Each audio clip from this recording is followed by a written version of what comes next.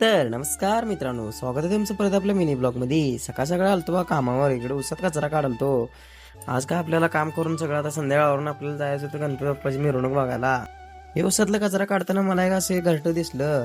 ह्या घरट्यात तर काय चिमणीची पिल्ली नव्हतीच, पण दाखवा म्हटलं तुम्हाला घरटं कसं आहे.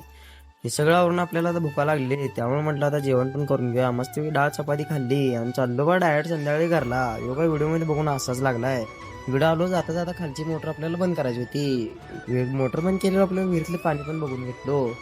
मग काय डायरेक्ट संध्याकाळी आलो बघा. आता नियोजन लावलेलं आपण मिरजेला गणपती बाप्पाची मिरवणूक बघायला.